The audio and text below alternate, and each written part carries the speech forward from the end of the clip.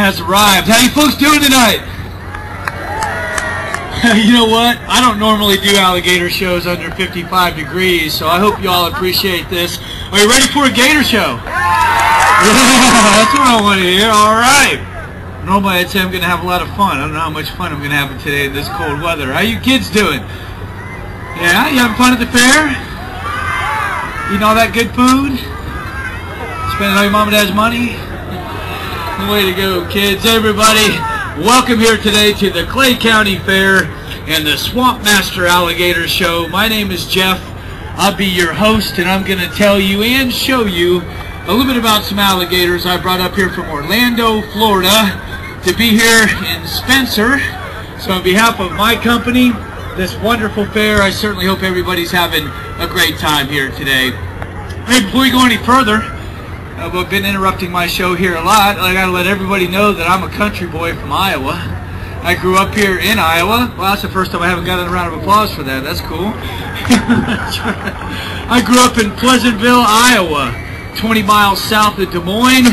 A Pleasantville Trojan. I went to UNI in college, but I have stayed true to my team all throughout the years I haven't lived here, and that is the Iowa Hawkeyes. That's my team. That's right. Now, I like the Cyclones, I like the Panthers, but if they're playing the Hawkeyes, they're going down, which they did last week. I didn't want to mention that, but that was a spanking.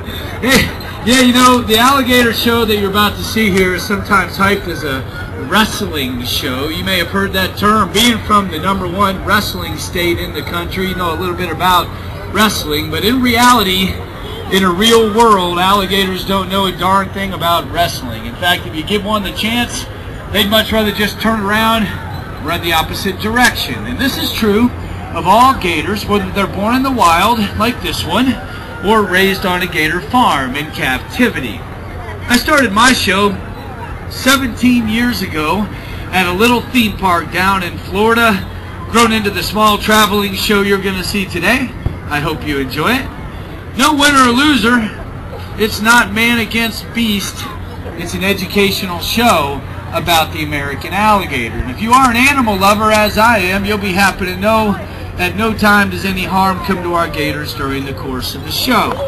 Now, traveling around the country like we do, I get asked a lot of questions about alligators, but there's a couple more commonly asked questions than others. And I'm going to go ahead and go over these with you real quick. And I'm going to get in the water and show you a little bit more about our very frozen bull alligator we have with us here today. First question, especially by people getting ready to visit Florida, where I'm from, where it's 95 degrees right now, people do ask, why do alligators attack people? What makes them attack us? Last year in Florida, 14 alligator attacks. The year before that, there were 13.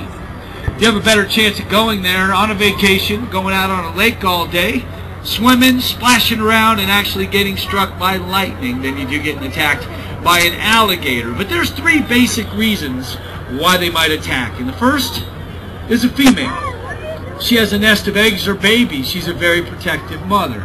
She'll guard her nest with her life. She'll attack anything that comes near it. She's fearless. Second are the male gators, the boys. They hit about 8 feet in length, about the size of the gator you're going to see today. They become very territorial. We call these territorial bull alligators. And what that means is they'll claim a body of water, kind of like this is his. He'll defend that territory against other gators or anything else that's stupid enough to get in the water with that big bull gator. Hey, wait a minute, I get in the water with him.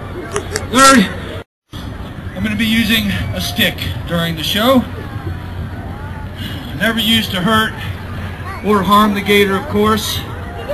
Simply to guide and test his reflexes. Once again, alligators are cold-blooded reptiles, and I can't feel my feet right now. Cold-blooded reptiles, and what that means is, on a cold day or night, they become very slow and sluggish. Their body temperature drops. They can't move around very much. That same gator on a hot day with natural heat from the sun becomes very fast, active, agile, therefore more dangerous to work with. The stick just tells me how quick our gator is during the course of the show. Folks, our gator's cold. It's going to be tough jumping down in this water here today. I'm going to try and do that for you, I guess.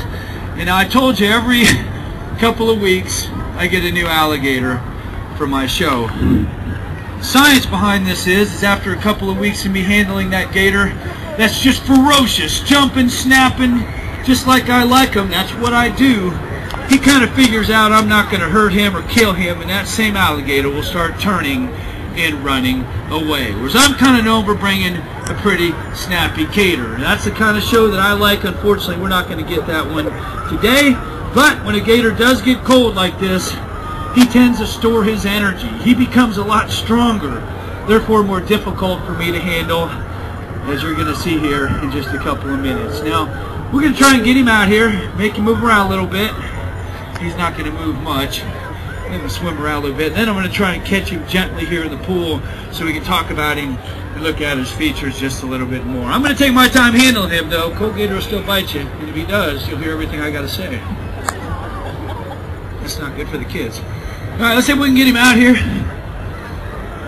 Then we get another state of Florida, Louisiana, Texas, Alabama, Mississippi, South Carolina, Georgia, Arkansas. Even the bottom part of North Carolina has gators in it. You find one in your backyard and you don't want him there, this is what you do. Sneak up on him, grab him by his tail, and drag him right over your neighbor's yard and leave him there. No, folks, our gator is frozen solid. Normally he'd be launching himself out of the water at me. Look at this tail. That's what he uses to propel himself through the water with. Now he can swim up to 25 miles an hour in the water, so he's quick. Maybe we can get him to turn here. Now that's side motion. Normally that would be lightning fast. That's his quickest move. He can't get up on all fours and outrun us like you've heard. You've heard they can outrun a horse. That's not true. Our gator can only run about 10 miles an hour on land. All right, folks, we're going to go ahead and just try and catch him now. Now, in doing this, I was debating whether I was going to do this part of the show today, but I'm going to go ahead and do it. I'm going to go ahead and try and catch him. Now, in doing this, I got one of two ways I catch alligators. First, approach him by the front, grab him by his nose, and work my way to the back. Second is normally the fun way, where I get him out here, chases me around in a tight circle, round and round and round, and then I jump on his back. And that's what I'm going to do today. That's how I got bit 17 weeks ago. Tomorrow and was Mother's Day, the worst mauling of my life. So I'm going to take my time doing this. Let's see if we can get him out here and try and get on his backside without getting bit by a cold alligator. Here we go. All right. Now, if you're ever driving down the road and see one, you know what to do now, right? Keep driving, that's what you do. Alright, we're going to learn a little bit more about our gator here. You might hear that hissing sound. He's a good hisser. He's blowing air out of his nose. That's a warning sign to stay away. That's how he breathes. When he goes underwater, he's holding his breath. He can usually do so 10, maybe 12 minutes, depending on how much he swims around. Look at those eyes. Real high on his head. Gives him to keep his body completely underwater. Just his eyes sit up on top hunting for food. When in danger, watch this. The eyes sink in the head. They pass. They pop up.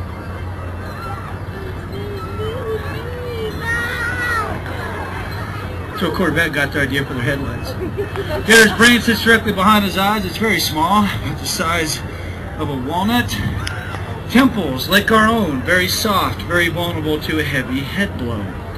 The Indians would go out into the swamp with a hammer with a very long handle on it, hit the gator in this spot, hoping to knock them out, kill them, so they could harvest them. Remember to go ahead and attempt to open up his jaws. I'll show you his teeth. Alright, who knows the difference between a gator and a croc? Anybody? Yell it out. Yell it out. His nose, an alligator's nose. Short, round, and U-shaped. Crocodile snout, kind of long and narrow. What else? Color, alligators are black. They're not green, they're black. Crocodiles are more greenish brown. What else? Size, some species of crocs, 18 feet long. Alligators, very rarely over 14. What else? Name, who said name? What else? Teeth, crocodiles' teeth tend to stick out of their mouth much more than an alligator's. Anything else? aggressiveness, crocodiles are man-eaters, wildebeest and zebra, alligators, small prey reptiles, possums and water birds. Several differences between gators and crocs.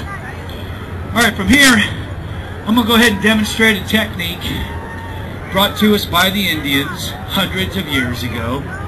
They'd go out to the swamp, catch a big alligator by themselves, tie its mouth shut with a rope, and bring it back alive so they could harvest it at a different day. How do you do that when you're in the swamp by yourself? Catch a gator and tie his mouth.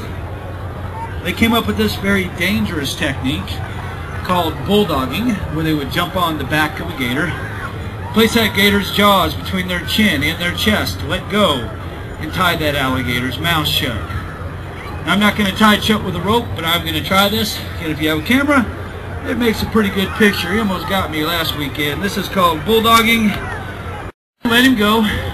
That's usually the tricky part. It shouldn't be too hard today. It's going to be very difficult for me just getting up out of this position. But I did save the best for last. I did something very special for this show. You're going to want to stick around and see this. Let's see if we can get off him without taking bite number 14 of my career. There's your big Florida smile. How about a nice round of applause for our alligator? He's working hard today. Yeah. Alright, you having fun? Yeah, me too, and I'm lying. Alright. Normally I have the best time, but I hate being cold. Well, hey, if you didn't notice, must be a little out of shape too. If you didn't notice, I was a little winded. Yeah, a little tired during the show. I'll tell you why. Right before the show, I went in the back, caught me one of the meanest, one of the baddest gators I've ever handled in my whole life. As a matter of fact, if I brought him out here, he would kill this alligator in a matter of seconds. For this reason, I have banded his mouth shut so he can't bite me, go after this gator, because he's just one mean alligator. Hot or cold, it doesn't matter. I hope you all appreciate this. Put a lot of work, a lot of effort catching this gator before the show for y'all. Are you ready? Yeah? Whatever. Freezing my butt off. Are you ready? Okay, that's what I'm talking about. All right now. Now don't let his size fool you here, because I got him, and that's him right there. What? He's bad, man. He's bad. You gotta watch him. You can't be too careful. You gotta catch him like a big one. Watch this. Yeah, cowboy up. That's right. That's right. That's right. It's all balanced. That's right. Who's your daddy? No, just kidding. Sorry. Got carried away with who's your daddy.